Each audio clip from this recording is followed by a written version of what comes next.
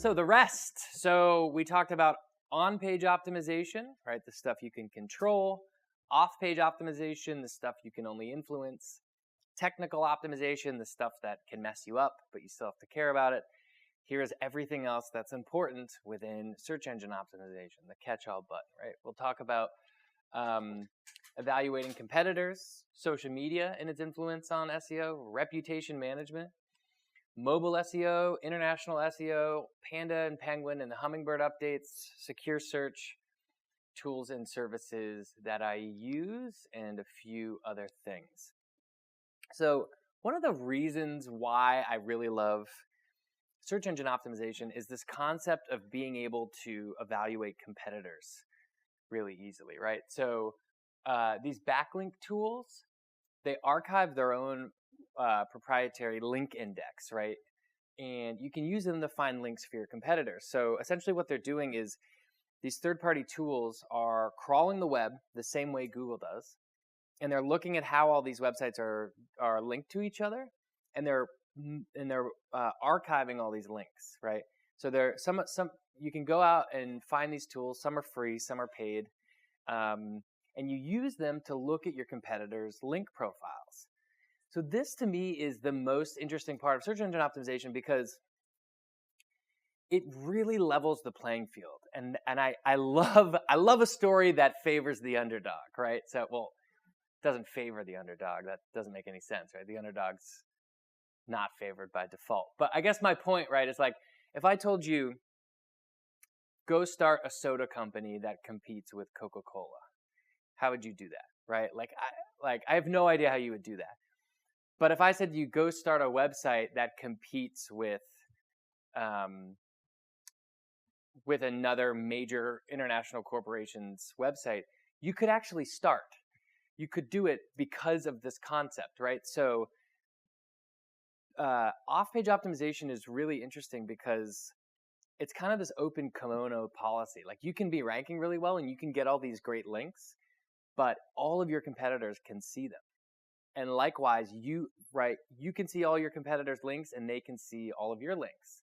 So when you're doing this, the best way to get started is to figure out your keywords, right? You want to do your keyword research, play with the keyword planner tool, really figure out the strategy and the type of content you want to create.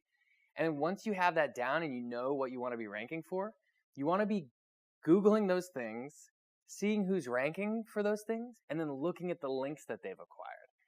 It's the best way to get started, right? So I really, really like going through the competitors' link profiles and saying, oh, they got a link from Business Insider here for this article. Maybe I could write one too. Or, oh, they got a link here because they sponsored this. Maybe I could sponsor that too. And you can start to like figure out how your competitors are doing it, and it gives you a huge leg up initially when you're getting started. It's a really fascinating part of the whole process to me. There's 4 websites I recommend using for this: linkdiagnosis.com, opensiteexplorer.org, ahrefs.com, and majesticseo.com. And again, I'll send all these out, but I recommend using these to get started. Some are free, some are paid. They're all good.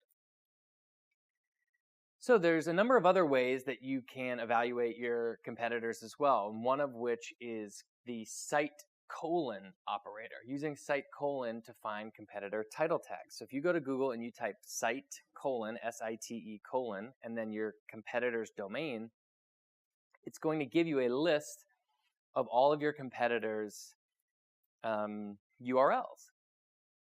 If your competitor is optimizing their page properly, their title tags, which again, from an on-page optimization perspective, are one of the most important things you can do. Their title tags, which are all listed here in Google, are being shown to you, right? So a really easy way to figure out, hey, what are my competitors trying to rank for, is to do this, site colon competitordomain.com, and all of a sudden you essentially have their blueprint. So it's a really easy way to kind of figure out what the competition is doing. So another one you can do is use the Google Keyword Planner.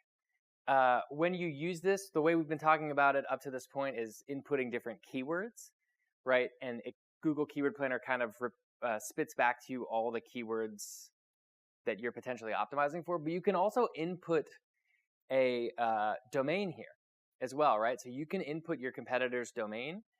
Google will send a spider to the domain, crawl it, and come back to you with the keywords that it thinks it's about. So you should put your own domain in there. You should put competitor domains in there. It essentially tells you what Google thinks the content is, and it can be really valuable.